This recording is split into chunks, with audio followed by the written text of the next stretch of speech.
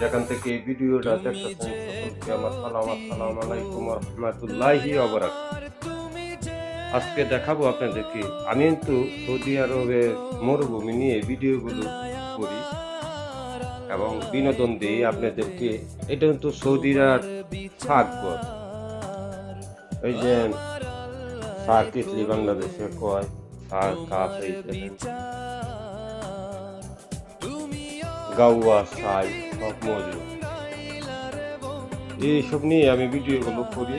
এই জায়গায় হইলো হারা, এই জায়গাটা নমাজ পড়ে, এই যে জানামত নমাজ পড়ে, আর এটার মধ্যে মুখ ধয় বেসর,